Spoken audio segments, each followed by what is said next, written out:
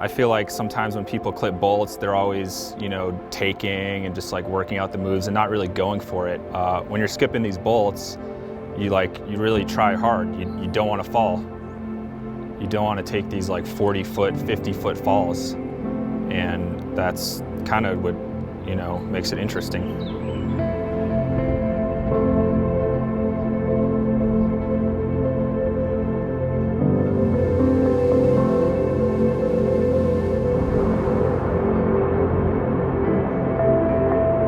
Little Cottonwood Canyon is definitely not my favorite climbing area, but it's my home and I just love climbing here.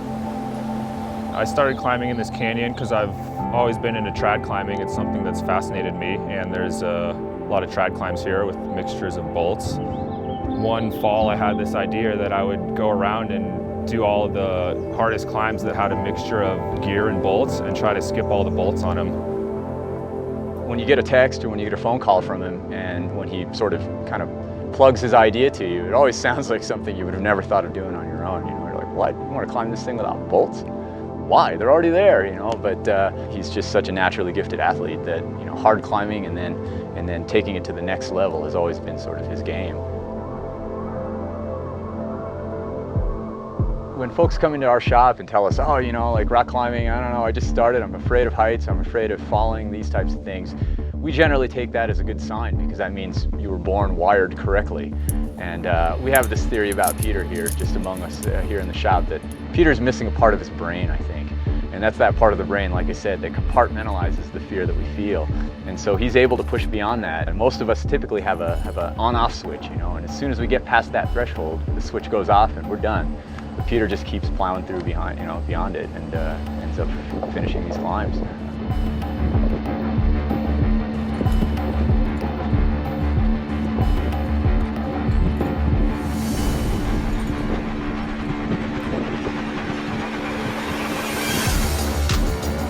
Beastie Boys was probably one of the climbs that was a little more run out than some of the other ones.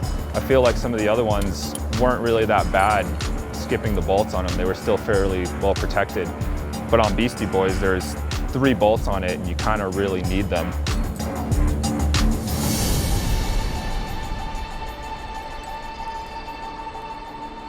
You have to be fairly committed to you know, following through with the moves and ready to kind of run it out a little bit. And Peter's effort to kind of climb a lot of these routes without the bolts kind of notches it up a level, I'd say, because again, they were pretty run out to begin with the bolts. So without them, they're really, really bold. In fact, he's probably looking, again, knock on wood here, but he's probably looking at sort of R or X, moreover.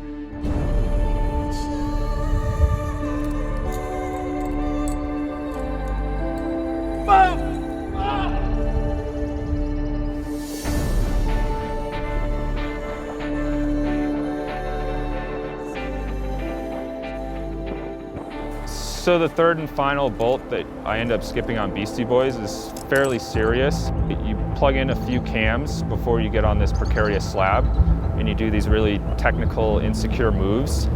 And while you're doing these moves, there's a lot of drag, and the rope's really pulling on you. If you end up taking this fall, you'll take a big 50-foot sideways fall and have potential of smacking into the wall really hard and potentially shredding the rope as well.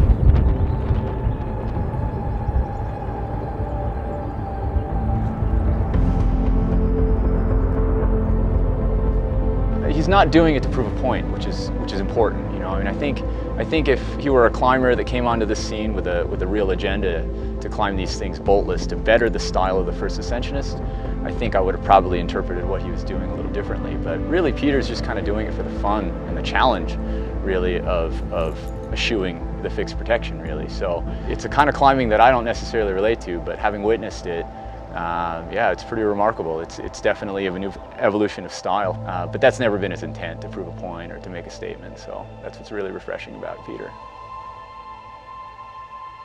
Now that I've gone through the phase of doing all these climbs without the bolts, I'm kind of back into the phase of maybe looking for new lines.